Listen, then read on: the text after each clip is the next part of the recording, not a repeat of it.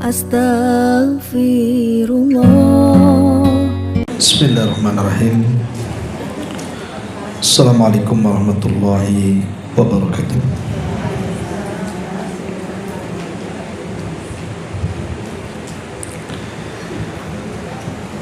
Alhamdulillah wassalatu wassalamu ala rasulillah wa ala alihi wa sahbihi wa mawalah wa la hawla wa la quwwata illa billahi wa ba'd.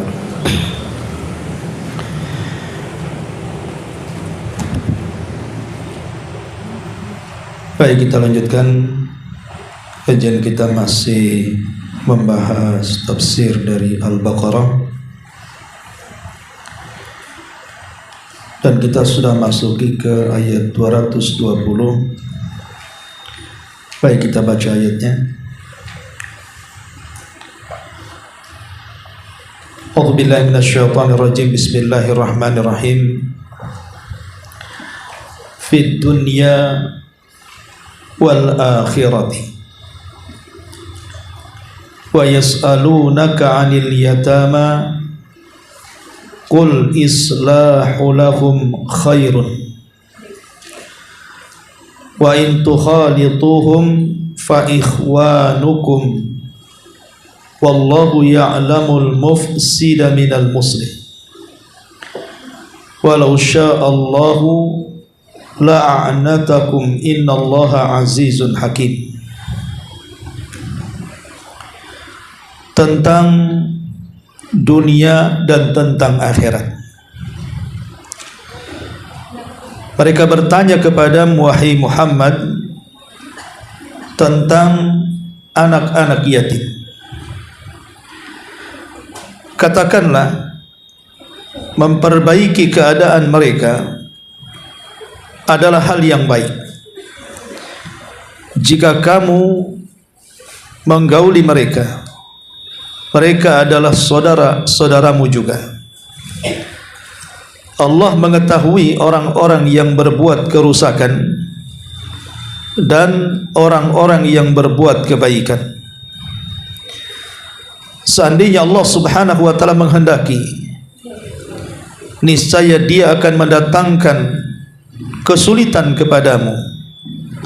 Sesungguhnya Allah Maha perkasa lagi Maha bijaksana. Baik, dalam ayat ini Allah Subhanahu wa ta'ala ingin menjelaskan kepada kita tentang dua perkara. Pertama, bicara soal perbedaan dunia dan akhirat,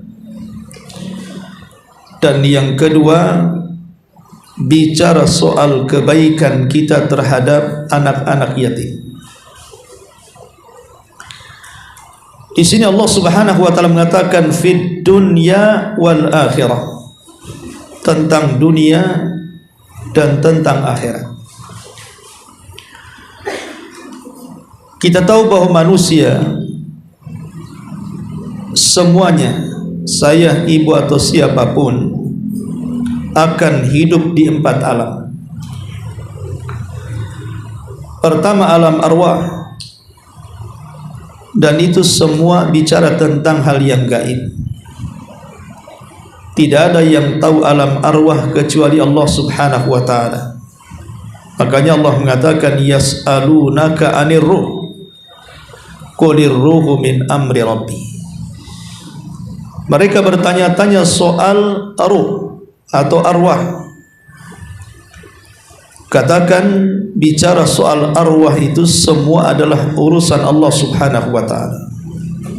Alam arwah tidak ada yang tahu kecuali Allah Subhanahu wa ta'ala. Yang kedua, darud dunia, alam dunia yang sedang kita lalui. Kemudian yang ketiga, darul barzakh, alam barzakh. Ini pun bicara soal hal-hal yang gaib. Beda dengan dunia, hal-hal yang nyata yang kita bisa saksikan dengan panca indera.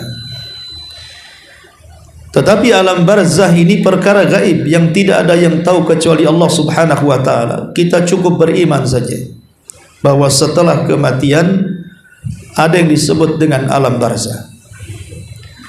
Dan yang terakhir yang disebut dengan darul akhirati, alam akhirat. Ini juga berkaitan dengan perkara gaib. Makanya dimasukkan pada satu dari 6 rukun dari rukun-rukun iman, karena perkaranya harus diimani. Perkara akhirat adalah perkara yang gaib.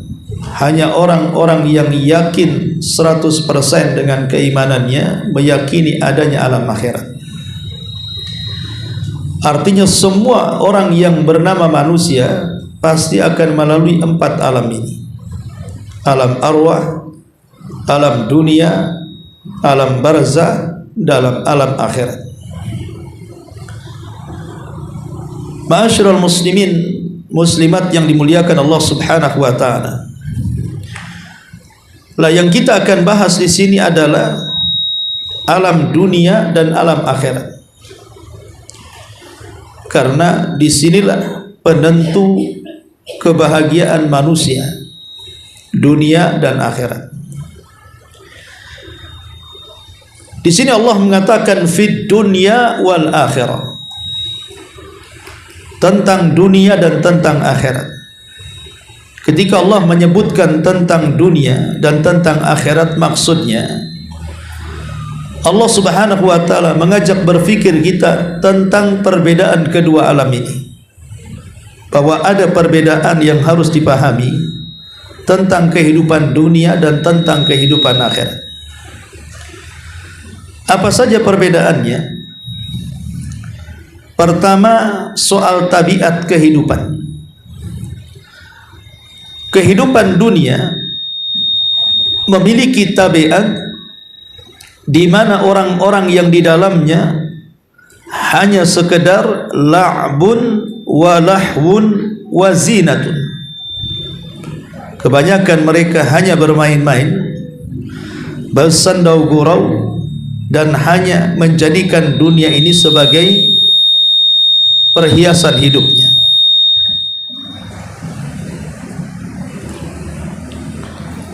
Jadi sekali lagi bahwa kehidupan dunia secara tabiat, kebanyakan orang yang di dalamnya hanyalah orang atau sekelompok manusia yang bermain-main, bersendau gurau, saling membanggakan satu dengan yang lainnya, saling menyombongkan satu dengan yang lainnya, saling membanggakan satu dengan yang lainnya.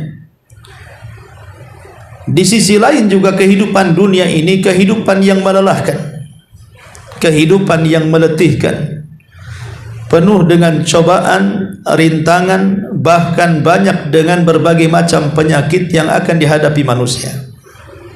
Jadi itulah tabiat kehidupan dunia. Hanya sekedar main-main, sandau gurau, perhiasan, saling membanggakan, saling menyombongkan. Di sisi lain juga melelahkan orang hidup di dunia ini. Banyak ujian, banyak cobaan, banyak penyakit dan yang semacamnya. Berbeda dengan tabiat kehidupan akhirat. Karena kehidupan akhirat ini adalah negeri balasan, negeri keselamatan, negeri yang di dalamnya kenikmatan yang tidak terbatas. Tidak ada kebingungan, tidak ada sedih, tidak ada stres, bahkan tidak ada penyakit sama sekali. Tidak ada ujian. Itu secara tabiat kehidupan saja sudah berbeda. Yang satu penuh dengan kelelahan dan keletihan, yang satu justru penuh dengan kenikmatan. Yang kedua, secara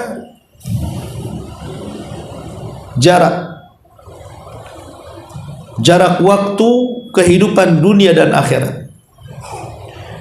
Jarak waktu kehidupan dunia sangat pendek,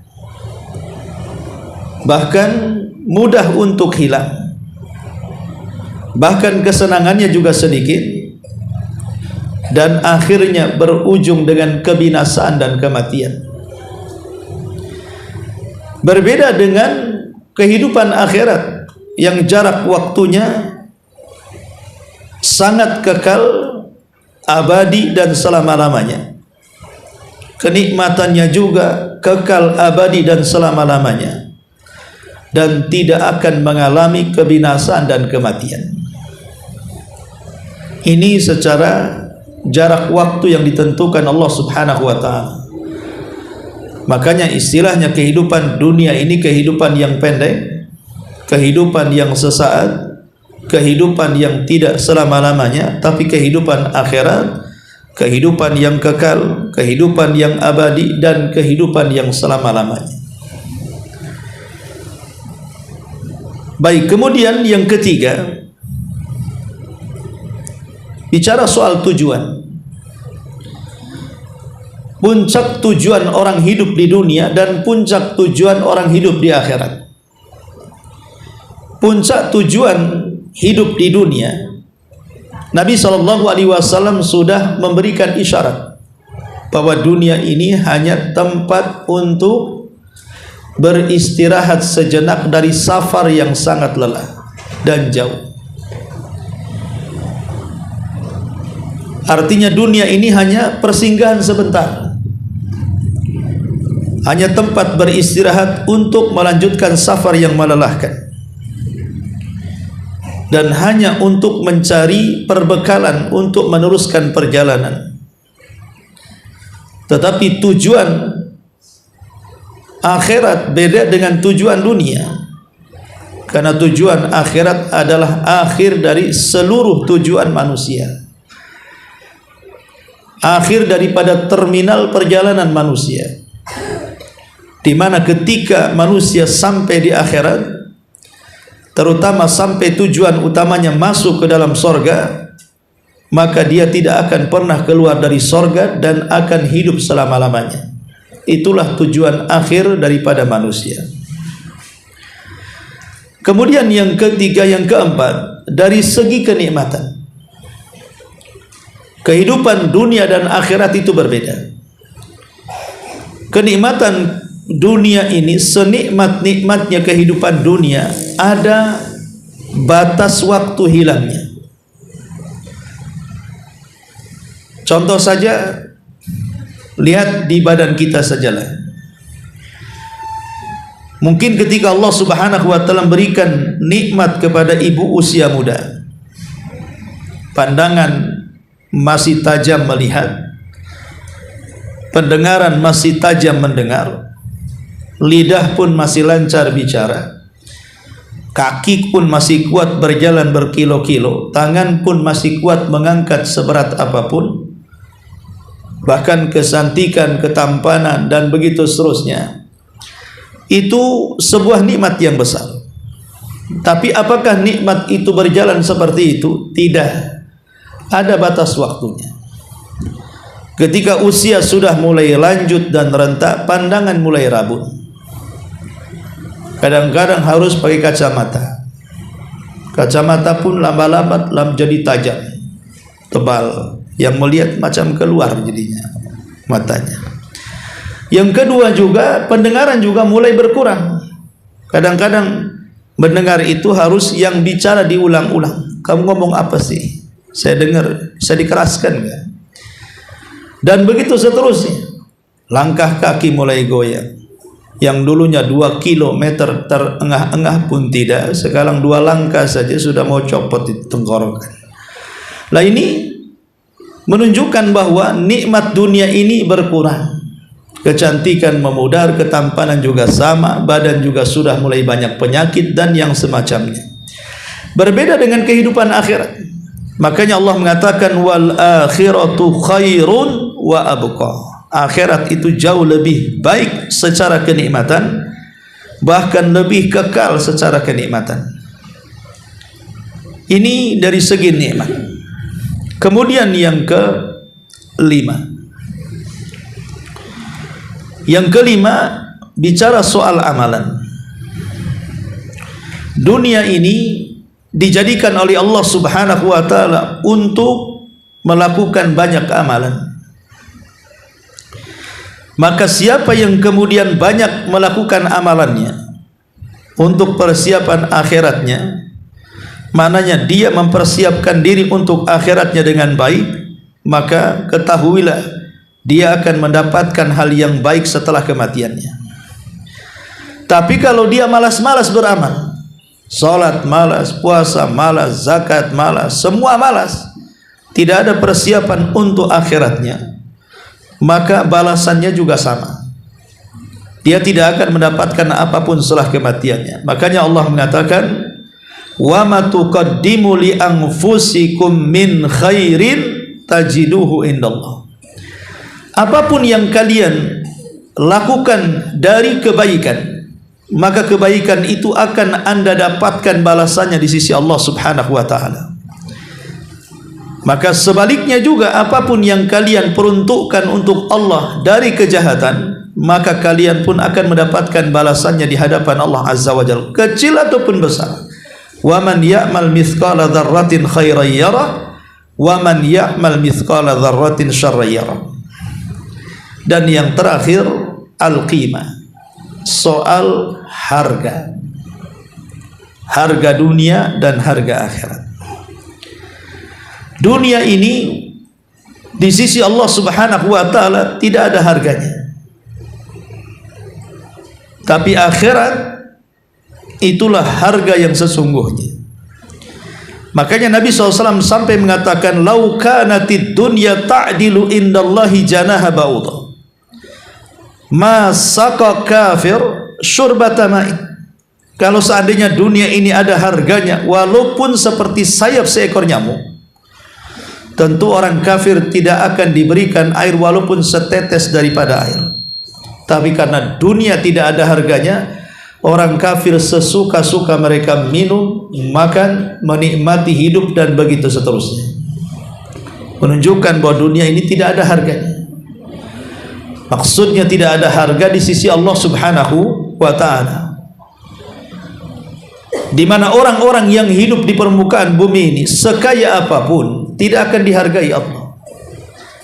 Setinggi apapun pangkat jabatannya, tidak akan mendapatkan penghargaan di sisi Allah.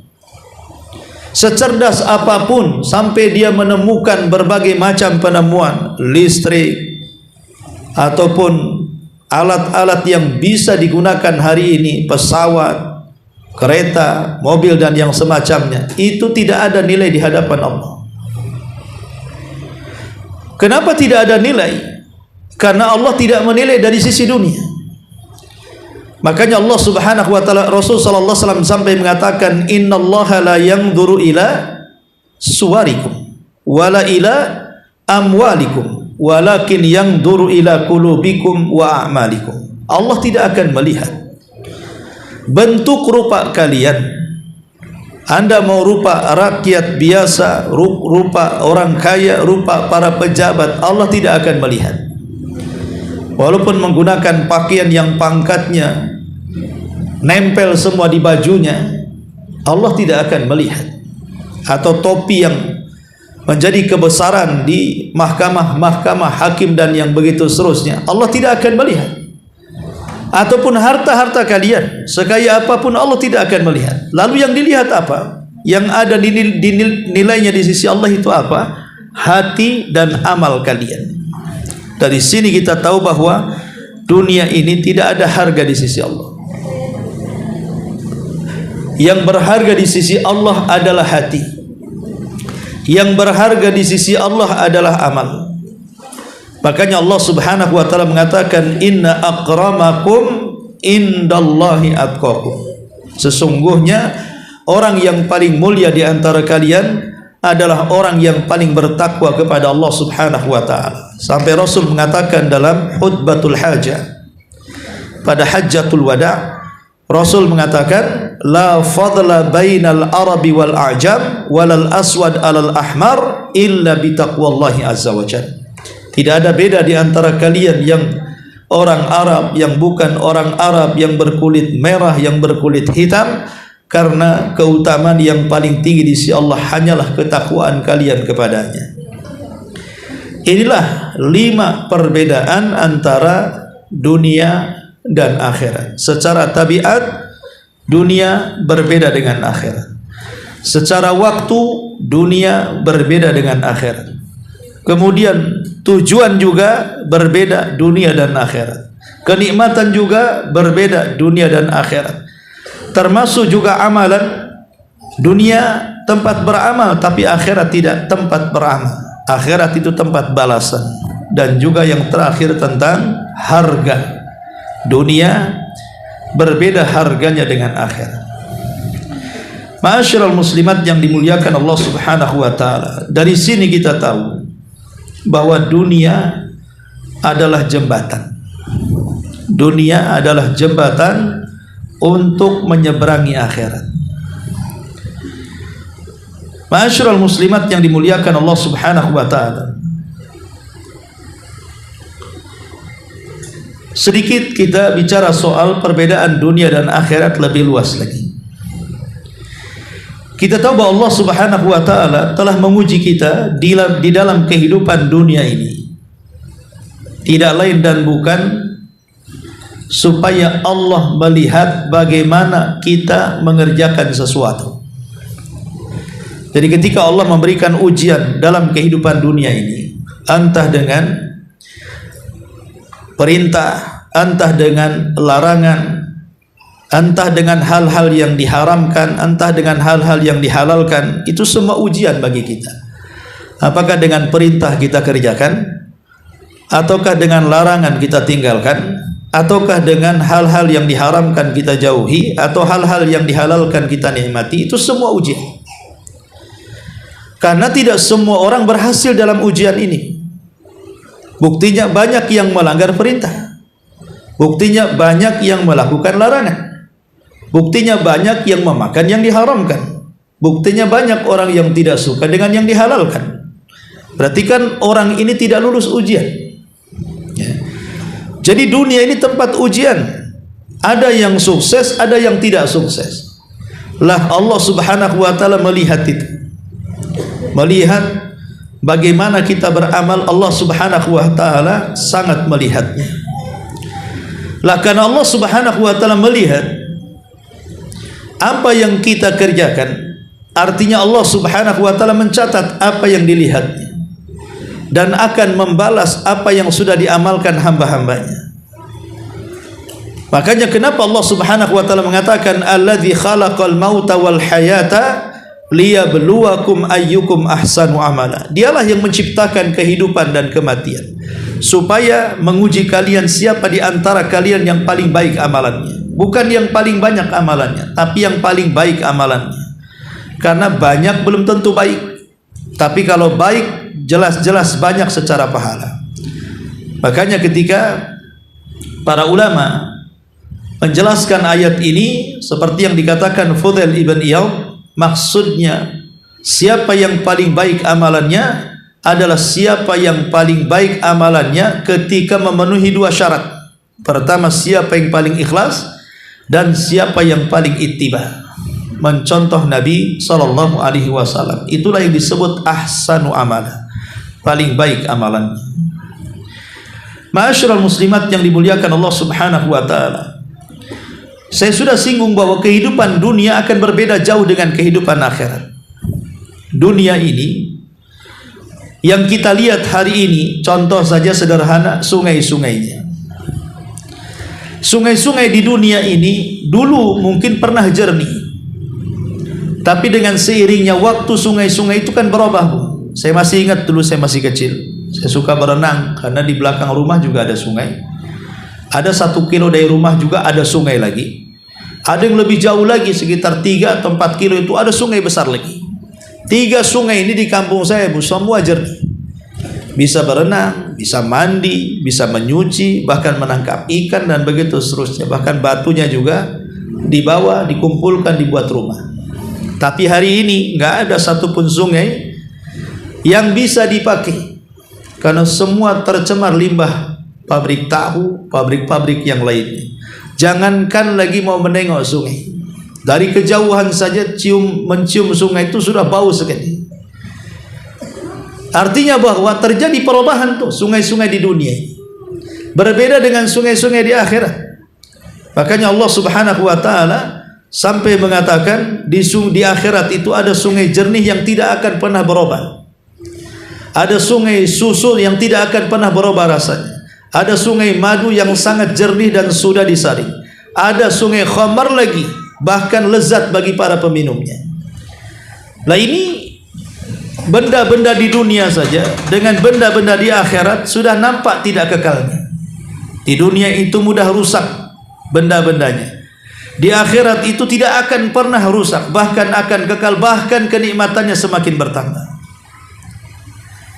Ini bicara soal sungai. Bicara soal keindahan, keindahan dunia. Dunia ini memiliki keindahan banyak. Apabila kita melihat umpamanya dari atas ketinggian, ada sawah yang terhampar, hijau, oranye, kemudian hutan yang terbentang dengan berbagai macam buah-buahan. Kalau kita melihat dari angkasa, terkadang sangat indah sekali pemandangan-pemandangan seperti itu. Tapi apakah pemandangan itu sekekal itu? Tidak ada waktu-waktunya sawah itu tidak hijau. Datang kekeringan, tidak ada lagi kemana tuh yang hijau-hijau itu. Yang ada jadi kuning-kuning semua. Bahkan kalau sudah selesai dipanen malah kayak gersang gitu ya, tidak ada yang bisa dilihat. Tapi kehidupan sorga kan berbeda, Bu. Kehidupan akhirat itu ya indah selamanya indah. Apalagi kalau sudah ada bencana di dunia ini, malah hilang tuh sawahnya kemana, ladang-ladangnya pun nggak tahu kemana. Lihatlah yang terjadi di Aceh, di Sumbar, di Sumut itu. Mana ladang-ladangnya itu? Mana taman-taman indahnya? Nggak ada. Itulah kehidupan dunia. Hakikatnya seperti itu. Satu hari pasti akan hilang kenikmatan dan pandangan indahnya. Tapi akhirat itu sudah akan berbeda. Dari segi bau, di dunia ya mungkin yang bau enak itu ya mungkin wewangian. Sampai tahan berapa banyak di dunia ini. Tidak ada mungkin tempat-tempat yang wangi itu mungkin masjid gitu ya, yang memang tiap hari di vakum, dikasih semacam parfum dan yang semacamnya. Itu pun masjid-masjid tertentu ya, atau mungkin di rumah-rumah ibu, rumah-rumah yang megah, yang mewah mungkin lah kan gitu. Tapi di sorga itu bukan hanya taman-tamannya, istana-istananya, sampai kepada tanahnya saja. Kata Nabi SAW, tanah di sorga itu baunya bau minyak misik. Semua tanah di sorga itu harumnya lebih harum dibandingkan kasturi. Tapi di dunia kan hanya tempat-tempat tertentu saja yang wangi itu. Lebihnya tidak ada yang wangi di dunia ini. Apalagi lewat di tempat-tempat sampah. Naudzubillah. Ya. Ini juga salah satu bentuk perbedaan benda-benda dunia dan benda-benda akhirat. Ya. Ma'asyiral muslimat yang dimuliakan Allah Azza wa Jalla. Kemudian dari orang saja bedalah. Kayak ibu-ibu ya di dunia ini. Kan tidak selamanya ibu ini cantik, bersih. Ya kalau habis mandi bersih lah kan begitu ya, habis berdandan ya. Tapi kan seberapa lama kecantikan itu, Bu? Nanti ke dapur masak hilanglah cantiknya. Apalagi zaman dulu masih pakai kayu kan. Putih wajahnya, masuk dapur hitam semua. Ya, masuk dapur semua bau bawang, bau macam-macam. Artinya orang di dunia saja sudah ada perbedaan. Belum lagi para wanita ada masa haidnya, ada masa nifasnya, ya, kadang-kadang lagi flu, kadang-kadang berdahak, meludah, dan begitu seterusnya. Ya. Tapi kan di akhirat fisik kita kan akan berubah, Bu. Wanita tidak ada haid, wanita tidak ada nifas, bahkan tidak ada yang meludah, tidak ada yang mendahak, tidak ada ingus, bahkan keringat yang dikeluarkannya juga bau misik. Jadi dari segi fisik saja sudah berbeda kehidupan dunia dan kehidupan akhirat ini. Ya. Kemudian juga kalau di dunia mungkin ada perbedaan status. Di dunia ini ada perbedaan status. Ada raja, ada menteri, nanti ke bawahnya juga mungkin para pejabat, ada gubernur, wali kota, sampai ke RT RW yang paling rendah gitu ya. Statusnya itu mencolok sekali. Bahkan orang kecil sangat takut dengan orang besar. Tapi di akhirat itu tidak ada status. Semua akan jadi ratu. Semua akan jadi raja. Lalu siapa rakyatnya? Rakyatnya adalah orang-orang yang diciptakan oleh Allah di dalam sorga. Dayang-dayang bidadari, pembantu-pembantu, semua diciptakan Allah dan mereka sudah ada di sorga. Kita pendatang justru jadi raja dan perempuannya jadi ratu. Tidak ada status yang rendah yang tinggi, semua sama. Di dunia ini banyak statusnya, makanya dengar nama Anu saja takut, diancam si Anu saja udah ketakutan, dan begitu seterusnya. Dari segi makanan juga sama, dari segi minuman juga sama. Berbeda antara makanan di sorga dengan makanan di dunia. Minuman di dunia dengan minuman di sorga akan sangat berbeda. Makanya Abdullah ibn Abbas radhiyallahu anhu sampai mengatakan, persamaan nama makanan dan minuman dunia dan akhirat atau sorga itu hanya di nama, bukan di hakikat. Ya, di sorga ada khamar, di dunia ada khamar. Khamar sorga dengan dunia berbeda. Khamar sorga itu lezat, semua orang bisa meminum. Tapi khamar di dunia kan tidak lezat, tidak semua orang minum. Kalau ada orang belajar minum khamar gitu, sekali teguk aja paling tinggi atau paling rendah sakit kepala, paling tinggi nggak sadar tidur di solokan. Itu di dunia. Khamar di akhirat lazzatul lisyaribin, makanannya juga sama, dan begitu seterusnya. Jadi apapun kehidupan akhirat dengan dunia itu tidak akan sebanding. Makanya kehidupan akhirat itu khairun wa abqa, lebih baik berlipat-lipat, bahkan lebih kekal kenikmatannya. Itulah makna ayat fid dunya wal akhirah, tentang dunia dan tentang akhirat. Baik, setelah kita tahu furuk, perbedaan dunia dan akhirat, maka pembahasan yang kedua Allah mengatakan wa yas'alunaka 'anil yatama. Wa yas'alunaka 'anil yatama. Mereka bertanya-tanya kepadamu soal anak yatim, soal berbuat baik kepada anak yatim. Kul, katakan ya Muhammad, islahu lahum khairun. Memperbaiki keadaan anak-anak yatim itu hal yang sangat baik. Wa in tukhalituhum, tapi kalau sampai menggauli mereka, mengambil mereka sebagai anak-anak angkat kita, mengasuh mereka, mendidik mereka, memberikan pelajaran kepada mereka, memberikan tempat tinggal, pendidikan yang terbaik untuk mereka. Wa in tukhalituhum fa ikhwanukum, maka mereka juga adalah saudara-saudaramu. Mereka juga adalah orang-orang yang pantas mendapatkan itu. Mereka bukan siapa-siapa, mereka saudara. Karena ada orang yang menghina anak-anak yatim seolah-olah mereka bukan manusia, seolah-olah mereka orang-orang yang dianggap rendah, tidak perlu dibantu, tidak perlu dilirik, tidak dianggap saudara. Maka Allah mengatakan salah, mereka saudara kita. Apa yang kita rasakan mereka pun harus merasakannya. Apa yang kita makan mereka pun harus memakannya. Apa yang mereka minum mereka pun harus meminumnya. Apa yang kita pakai mereka pun harus pakai. Rumah yang kita gunakan mereka pun harus punya, dan begitu seterusnya. Mereka saudara kita, bukan siapa-siapa. Kemudian Allah mengatakan wallahu ya'lamul mufsid minal muslim. Allah mengetahui siapa orang yang berbuat kerusakan dan orang berbuat kebaikan. Siapa yang mengambil anak yatim kemudian menyayangi mereka, dan siapa yang menghardik, Allah tahu. Allah tahu, dan Allah akan mencatatnya, dan Allah akan membalasnya. Walau sya'allahu la'anatakum, kalau Allah subhanahu wa ta'ala menghendaki, niscaya dia mendatangkan kesulitan kepadamu. Ketika kita tidak menyayangi anak yatim, ketika kita tidak mendidik anak yatim, menyantuni anak yatim, Allah bisa saja mempersulit kita seperti yang Allah persulit bagi mereka. Karena terkadang kita melihat ngapain orang itu dibantu, ngapain orang itu ditolong, kan gak ada kaitan dengan kita. Biarkan dia hidup, kita juga hidup. Kalau Allah mau, Allah bisa balik tuh kehidupan tuh. Kau yang sulit, dia yang senang.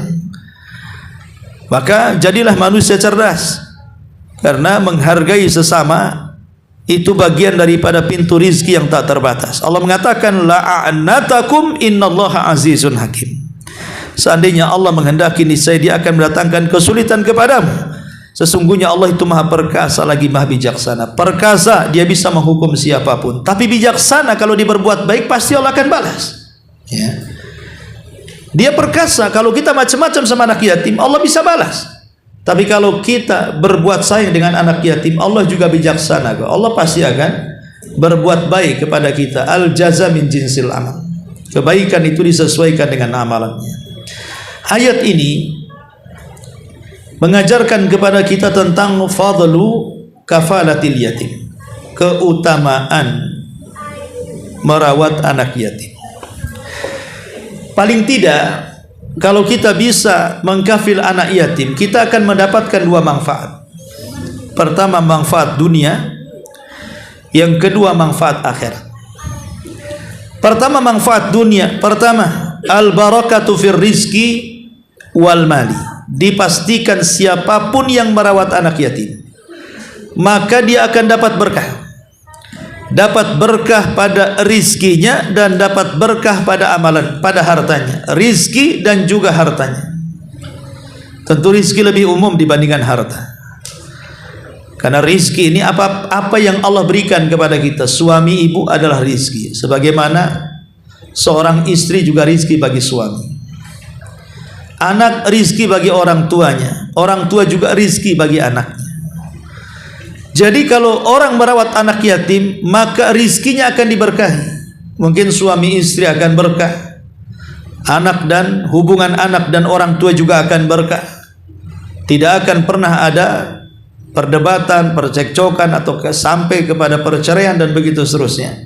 Hartanya pun akan berkah. Maksudnya berkah itu akan bertambah. Baik bertambah secara nominal atau bertambah secara kebaikan. Tidak disia-siakan kepada hal-hal yang tidak ada manfaatnya. Itu pintu rizki, dan Allah akan tambah barakah pada harta dan keluarga. Nabi mengatakan secara umum, ma naqasa min mali sadaqah. Tidak ada yang berkurang harta yang disedekahkan. Yang kedua, hatinya dan jiwanya akan tenang. Hatinya lembut, jiwanya tenang. Karena hanya orang-orang yang punya kelembutan yang mau merawat anak yatim. Jiwa-jiwa yang tenang yang bisa mengkafil anak yatim. Adapun yang keras hatinya, yang tidak punya ketenangan jiwanya, tidak mungkin. Ada sahabat yang mengatakan, Rasul, saya ini keras hati. Apa ada obatnya? Kata Rasul, ada. Sentuh kepala anak yatim, kata Nabi. Rasul mengatakan kepada orang yang meminta fatwa gara-gara kerasnya hati, kata Rasul, kalau hati ingin lembut, sentuh kepala anak yatim. Karena setiap, maka selain juga melembutkan hati, yang kedua, mendapatkan pahala sebanyak rambut yang disentuhnya. Maka ketika seseorang mengusap kepala anak yatim, memberi makan anak yatim, memberikan pendidikan anak yatim, itu bisa menjadikan hati lembut, bahkan menghilangkan kerasnya hati, bahkan akan mendatangkan ketenangan jiwa. Ini yang kedua. Artinya hidupnya akan dipenuhi dengan berkah dan rahmat. Berkah dan rahmat itulah yang mengundang taufik dan kebahagiaan. Ketika kita sudah mendapatkan berkah dan rahmat dari Allah karena mengkafil anak yatim, maka dari berkah dan rahmat itu naik derajatnya menjadi sebuah taufik dan kebahagiaan. Kemudian yang keempat, al-makanatu al-ijtimaiyah, kedudukan di tengah masyarakat. Anak-anak yatim ini, Bu, kalau mereka sudah besar dan kita mendidik mereka, kemudian mereka berumah tangga, ya. Coba bayangkan, Bu, kalau umpamanya satu komplek di sini ada satu anak yatim dan tidak dihiraukan oleh manusia, sehingga kemudian dia pun hanya hidup sebatang kara, cari-cari makan sendiri, cari-cari penghidupan sendiri. Itu kalau sudah besar, Bu, pasti dendam dia dengan kita, seolah-olah kita tidak sayang dengan mereka. Dan kalau sudah dendam, kita bisa bayangkan, Bu, mereka kalau sudah besar jadi jahat. Mereka kalau besar, ya mungkin bisa saja kemudian jadi preman, jadi orang-orang yang menurut mata kita itu kayaknya sampah masyarakat, padahal kita yang membuat mereka sampah. Tapi kalau kita sayangi mereka, kita bantu, akan menolong kita. Karena bagaimanapun jazaa'us sayyi'ah sayyi'atun mithluha. Balasan orang buruk itu pasti keburukan yang serupa tuh. Sebagaimana balasan jazaa'ul ihsan ilal ihsan, balasan yang baik pasti kebaikan yang serupa juga. Itulah hukum alam namanya. Jadi orang-orang yang mengkafir anak yatim di tengah-tengah masyarakat akan mendapatkan keutamaan. Kemudian yang kelima, al-qurbu minallah. Al-qurbu minallah. Dengan mengkafir anak yatim, maka semakin dekatlah kita dengan Allah Subhanahu wa taala. Bahkan bertambah kebaikan kita, bertambah pahala kita.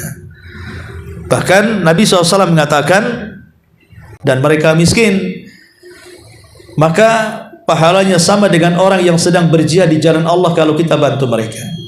Karena ada beberapa anak yatim, ya. Yatim itu kan ada dua macam kan Bu ya. Ada yatim yang secara hakikat dia yatim, orang tuanya meninggal, bapaknya, walaupun ada ibunya, karena seorang ibu kan sebenarnya hakikatnya bukan untuk mencari nafkah, sehingga cara berpikir, tenaga dan begitu seterusnya berbeda dengan laki-laki. Kalau bapak meninggal, kebanyakan ya ada yang sukses, tapi ada juga yang kebanyakan terpuruk kehidupannya kalau tidak dibantu. Itulah anak yatim yang sesungguhnya, ditinggal mati oleh ayahnya. Tapi ada anak yatim kiasan yang kadang-kadang lebih buruk daripada anak yatim betulan. Seperti seorang yang dicerai oleh suaminya dan dia punya anak, pokoknya menghilanglah entah tahu kemana. Walaupun mereka tidak mati, mereka masih hidup, tapi tidak bertanggung jawab. Terkadang anak yang ditinggalkannya lebih parah dibandingkan anak yatim betulan. Kenapa? Terkadang kalau anak yatim betulan, ayahnya orang kaya kemudian meninggal, adalah kemudian harta warisan yang diwariskan kepada anak yatim itu. Tapi kalau anak yang ditinggal bapaknya cerai dengan ibunya, yang tidak ada tanggung jawab, boro-boro dari mana warisannya, yang ada ditinggal kawin lagi dia sama bapaknya, sehingga kadang-kadang lebih buruk tuh ininya, keadaannya lebih buruk daripada anak yatim betulan. Lah ulama mengatakan anak yang ditinggal pergi bapaknya dan tidak bertanggung jawab, itu pun dikategorikan anak yatim. Ya, bukan hanya orang yang mati saja bapaknya, termasuk yang ditinggal kabur bapaknya dan tidak berikan kepada mereka. Dan itu bentuk mendekatkan diri kepada Allah Subhanahu wa taala. Kemudian juga al-himayatul ilahiyah. Orang yang menjaga anak yatim, maka akan datang penjagaan ilahi kepada kita. Siapapun Bu, kalau ibu menjaga anak yatim, Allah pasti jaga ibu. Siapapun yang melindungi anak yatim, pun yang membahagiakan anak yatim, Allah akan bahagiakan kehidupannya. Siapapun yang mempermudah kehidupan anak yatim, Allah akan mudahkan kehidupannya. Itulah namanya al-himayatul ilahiyah. Siapapun yang menjaga, pertama sorga yang menantinya. Yang kedua, bukan hanya sorga, tapi Nabi SAW akan menjadi temannya. Kata Nabi SAW, ana wa kafir yatim, seperti ini di sorga, seperti ini. Kemudian Rasul menjarangkan, nah, seperti ini, saking dekatnya, ya, seperti juluk telunjuk dan jari tengah. Ini yang kedua, ya. Kemudian yang ketiga, bahwa orang-orang yang menjaga atau merawat anak yatim, maka di akhirat, maka mudah dalam timbangannya, dipermudah dalam titiannya, dipermudah masuknya dia ke dalam sorga. Bahkan Rasul pernah berpapasan dengan seorang ibu, hampir masuk sorga duluan sebelum dia. Kata Rasul, tunggu dulu, kenapa engkau mau bersamaku, sama-sama masuk sorga, beriringan maksud ini. Dari sini menunjukkan bahwa orang-orang yang mengkafil anak yatim, maka mendapatkan dua keistimewaan di dunia dan akhirat. Adapun kalimat yatim secara definisi adalah man mata abuhu wa huwa duna sinil bulugh. Siapa yang meninggal ayahnya dan belum perempuan, berarti dari usia lahir sampai 9 tahun, ya. Atau laki-laki dari usia lahir sampai 15 tahun. Nah, itu disebut anak yatim. Berarti kalau sudah laki-laki ini 16 tahun, fakir atau miskin kalau memang dia orang susah. Ya, jadi pahala mengkafil anak yatim itu sebenarnya hanya sampai 15 tahun saja dari kelahirannya kalau laki-laki, dan 9 tahun dari kelahirannya kalau perempuan. Jadi kalau ibu merawat anak yatim, pamannya punya tetangga nih, ketika lahiran ayahnya meninggal, rupanya tetangga ini perempuan, maka ibu ngomong sama ibunya, selama 9 tahun anak ini, karena dia perempuan, saya yang memberi susunya. Saya nanti kalau sudah 7 tahun, saya yang biaya SD-nya sampai 9 tahun. Berarti kalau sudah 9 tahun, ibu sudah selesai membiayai dia. Berarti ibu sudah mengkafil anak yatim dan sudah berhak mendapatkan pahala ini, menjadi teman Nabi SAW di sorga. Kalau anak laki-laki lebih lambat lagi, karena anak laki-laki lambat dewasanya dibandingkan anak perempuan. Berarti harus menunggu 15 tahun biar anak ini saya biayai. Berarti sudah mendapatkan faedah ini. Kalau ibu mau terus, oh nggak apa-apa, mau biayai, berarti statusnya bukan membiayai anak yatim lagi. Kalau dia miskin, ya berarti sudah beralih statusnya. Ibu membantu orang miskin, jadi dapat 2 keutamaan. Selesai ibu membantu anak yatim dan sudah mendapatkan pahala, sekarang ibu mencari pahala lain, membantu anak miskin, karena di atas angka balik namanya. Perhatian Islam terhadap anak yatim. Disebutkan bahwa Allah Subhanahu wa taala berfirman di 12 tempat dalam Al-Qur'an tentang pahala mengkafil anak yatim. Bayangkan 12 tempat, 22 tempat. Jadi ithnai wa ishrina, ithnataini wa ishrina marrah. 22 kali Allah menyebutkan keutamaan mengkafil anak yatim dalam Quran. Coba bayangkan kalau memang Al-Quran tidak memberikan perhatian kepada anak yatim, apalagi namanya 22 kali disebut, masa tidak memberikan perhatian?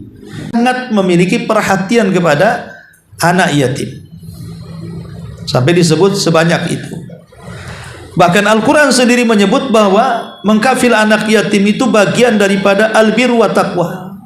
Albir wa taqwa, albir itu puncak daripada kebaikan, takwa ya ma'ruf, ketakwaan. Dan itu disebutkan dalam Al-Baqarah ayat 177. Bahkan Fajr ayat 17 dan Al-Ma'un ayat 2 serta Az-Zuha ayat 9. Dalam Al-Fajr ayat 17, balla tukrimunal yatim. Bahkan mereka tidak pernah menghargai anak yatim. Dan itulah ciri-ciri orang kafir. Al-Ma'un ayat 2, fadzalika alladzi yad'ul yatim. Setelah Allah, jangan kau hardik. Lihat bagaimana perhatian Allah Subhanahu wa taala sampai memburu-burukan orang yang tidak memuliakan anak yatim.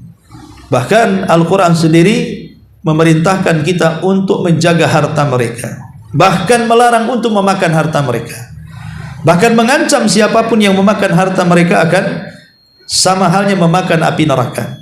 Dan itu disebutkan dalam surah Al-An'am ayat 152. Kemudian juga Nabi SAW melarang seseorang untuk merendahkan anak yatim. Dan Nabi SAW menghabarkan bahwa setiap para pengkafil anak yatim akan mendapatkan sorga, tentang bagaimana keutamaan yang disebutkan Rasul memelihara anak yatim seperti lembutnya hati, harta pun jadi berkah ya, dan akan bertambah. Termasuk juga dia akan mendapatkan kebaikan anak yatim jika kalau anak yatim ini dewasa dan hidup dan kita pelihara, maka pasti Allah Subhanahu wa taala akan membalaskan kebaikan kita, baik lewat tangan anak yatim sendiri ataupun lewat usaha-usahanya yang Allah mudahkan urusannya. Dan tentunya banyak lagi tentang keistimewaan mendidik anak yatim. Baik, saya kira satu ayat saja sebelum saya tutup. Silakan kalau ada yang bertanya.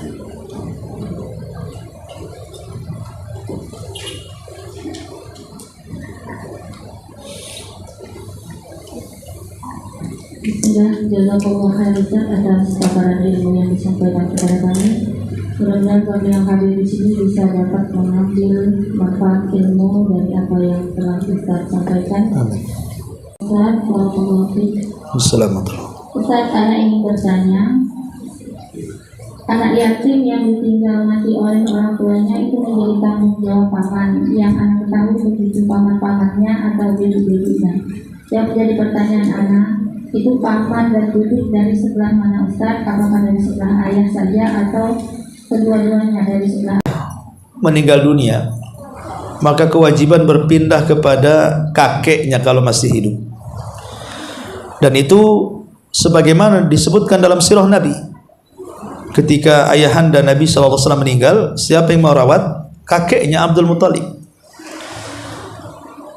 Dan kakeknya Abdul Muthalib dari pihak mana? Pihak ayah, bukan dari pihak Khadijah kan? Dari pihak Nabi selaku laki-laki, dari pihak Abdullah ayahnya. Kemudian setelah Abdullah Abdul Muthalib meninggal dunia, maka berpindah kepada pamannya. Paman dari pihak mana? Dari pihak Abdullah, dari pihak laki-laki Abu Talib. Ya, sampai kemudian Rasul dirawat sampai dewasa. Dan di sini tidak diceritakan tentang keluarga dari Aminah, ibunya. Yang diceritakan justru dari keluarga ayahnya, Abdullah. Abdul Muthalib ayah daripada Abdullah. Abu Talib juga saudara kandung daripada Abdullah. Jadi yang bertanggung jawab itu adalah dari pihak bapak, keluarga bapak. Kalau mereka tidak sanggup, baru berpindah kepada keluarga ibu. Tapi kalau seandainya ingin bersama-sama dirawat, ya jauh lebih baik lagi. Kalau mereka kompak gitu kan, dua keluarga ini kompak saling merawat, ya itu justru kekompakan itu jauh lebih baik karena akan lebih merekatkan hubungan anak yatim dengan keluarganya. Wallahu a'lam. Pertanyaan berikutnya Ustaz. Assalamualaikum warahmatullahi wabarakatuh Ustaz. Semoga Allah merahmati Ustaz dan keluarga. Pertanyaan ini Ustaz, saya mengkafir anak yatim dengan cara memberinya bantuan dan santunan setiap bulan. Tapi apakah menjadi tanggung jawab saya juga karena memberikan pendidikannya karena anak itu besar bersama ibunya? Ya, alhamdulillah. Beda antara kafil dengan sedekah. Kalau kafil, namanya kafil ya berarti bertanggung jawab semuanya. Tidak harus hidup dengan kita, tidak. Dia hidup dengan ibunya terserah. Tapi kita yang mengkafil kehidupan dia. Ya tentu dengan kebutuhan kepada anak yatim itu saja kan itu. Dia hanya pula yang makan. Jadi kita selaku orang yang ingin mengkafil, ya kita hanya fokus di anak itu saja. Kalau sekalian juga membantu ibunya karena miskin, berarti pahalanya dua. Pertama mengkafil anak yatim, yang kedua memberi sedekah kepada keluarganya kan itu karena miskin. Tapi kalau ingin kafil saja ya sudah, berarti bilang sama ibunya, sekolahkan saja saya yang tanggung. Ya, tapi ingat saya hanya sampai lulus SD saja pokoknya. Ya enggak apa-apa. Udah selesaikan tujuannya mengkafil anak yatim, lulus SD usia berapa. Nah, selepas itu kita cari lagi. Nah, dapat lagi pahala kafil anak yatim. Tapi kalau sehari-hari hanya memberikan sedekah saja, pendidikan dia, enggak ya kita hanya mungkin sebulan sekali bantu, yaitu namanya sedekah. Sedekah kepada anak yatim yang melembutkan hati namanya. Dapat pahala besar, tapi tidak sebesar pahala mengkafil. Kalau kafil kan nanti tahun sekali nunggu Ramadan bagi-bagi amplop karena yatim itu, ya sedekah aja namanya. Tidak dikatakan kafil yatim. Ya sedekah layaknya sedekah kita kepada orang yang nggak mampu. Jadi itu harus dibedakan antara sedekah dan kafil. Wallahu a'lam. Saya berikutnya Ustaz, sekolah yaitu sampai akhir balik. Tapi Allah karena suami saya di PHK tidak bisa saya lanjutkan, hanya sampai separuh. Apakah niat saya yang ingin mengkafir anak yatim tapi terhalang oleh keadaan ekonomi keluarga kami, apakah saya termasuk sudah dicatat oleh Allah Subhanahu wa Ta'ala sudah mengkafir anak yatim dengan sempurna? Iya, alhamdulillah. Kalau dia sudah berusaha tapi memang Allah takdirkan putus di jalan, insya Allah masih dianggap mengkafir anak yatim. Kenapa? Karena kan dia sudah ada, apalagi mengkafir beberapa perut lagi, ya insya Allah itu sudah sampai. Seperti contoh tentang anak muda yang membunuh 99 jiwa kemudian ingin bertobat, itu kan belum sampai tujuan, dia meninggal di tengah jalan. Belum sampai ke desa yang dituju, meninggal di tengah jalan. Tapi karena niatnya kuat, ingin tobat, maka Allah anggap sudah dianggap bertobat, masuk surga dia. Jadi kalau niatnya kuat mengkafil anak yatim, tiba-tiba gugur di tengah jalan, akhirnya dia tidak sanggup, saya kira sama dengan orang yang meninggal di tengah jalan tadi. Ya. Tapi insya Allah walaupun sebenarnya kalaupun di PHK suaminya, kalau dia mempertahankan dengan anak yatim itu, pasti akan ada jalan lagi kok. Insya Allah Allah mudahkan. Mungkin saya sebutkan tadi penjagaan Allah. Allah tahu caranya. Cuman kita harus yakin aja. Jangan tidak yakin. Ya. Wallahu a'lam. Masih ada dua pertanyaan, Ustaz. Ya. Pertanyaan satu lagi. Assalamualaikum Ustaz. Izin bertanya. Di kompleks saya ada anak yatim kaya. Tapi secara ekonomi kami tidak perlu membiayainya karena beliau sudah kaya meninggalkan warisan yang cukup banyak oleh orang tua. Yang menjadi pertanyaan, anak tersebut tidak diberi pendidikan ilmu yang baik oleh ibunya. Apakah kami tetangga-tetangganya berkewajiban memberikan pendidikan yang layak ilmu syar'i untuk anak tersebut, Ustaz? Sementara anak tersebut adalah anak yatim yang kaya raya. Dan kita ikut campur kan bisa marah itu ibunya. Artinya mungkin bisa ngasih masukan saja lah, ngasih masukan kepada ibunya kalau dia sudah kaya. Jadi besarnya justru tidak memiliki pendidikan agama. Ya kalau kita bisa masuk menasihati ibunya agar anaknya mau belajar, anaknya mau diajar, mau disekolahkan, dan kita yang membantu juga. Beda kalau zaman dulu, walaupun pas-pasan gak kaya tapi pantang untuk minta uang sama orang. Kalau zaman sekarang mana ada? Oh, kaya pun masih suka juga nyari ya bansos gitu ya. Kadang-kadang nyari-nyari yang murah juga banyak. Intinya bahwa kalau kita bisa merayu ya alhamdulillah. Tapi kalau tidak bisa bukan urusan di kita kan, karena dia sudah cukup dari segi ekonominya. Dan yang bertanggung jawab tentu ibunya, karena harta yang ditinggalkan itu amanah dari suaminya. Wallahu a'lam. Setelah di akhirat itu akan menjadi peringan azab mereka di akhirat, Ustaz. Gimana? Apakah amalan orang kafir semasa di dunia kelak di akhirat amalan itu akan menjadi peringan azabnya di yaumul mahsyar? Tidak, ya. Orang kafir itu walaupun berbuat kebaikan, balasannya hanya di dunia saja. Allah akan lipat gandakan di dunia hartanya. Kalau ada orang kafir berbuat baik di dunia Allah balas kebaikannya. Jadi balasan orang kafir itu hanya di dunia saja. Makanya tidak ada orang sedekah orang kafir miskin. Mereka juga kaya sama. Balasannya sama, yang diringankan azabnya. Abu Talib. Selain Abu Talib tidak ada. Semua orang kafir mereka akan mendapatkan azab sesuai dengan dosa yang pernah dilakukannya, dan tidak ada dosa yang lebih besar dibandingkan kesyirikan dan kekufuran, sebaik apapun dia. Makanya jangan listrik yang sudah ngipasin kita, ya siapa David Alva Edison masuk neraka, kasihanlah dia, masa kita ngaji enak gara-gara dia masuk neraka. Ya gitu, memang aturannya dalam Islam. Sehebat apapun, penemu apapun, kalau dia kafir tetap tidak akan dapat balasan. Kenapa? Karena dunia itu tidak ada harganya. Di dunia ini tidak ada harganya. Tadi saya sudah jelaskan di awal. Dunia ini nggak ada harganya. Mau dia penemu, mau dia orang kaya, mau dia pejabat, mau dia orang kaya raya, tidak ada harganya. Allah tidak. Asyhadu an la ilaha illa anta astaghfiruka wa atubu ilaik.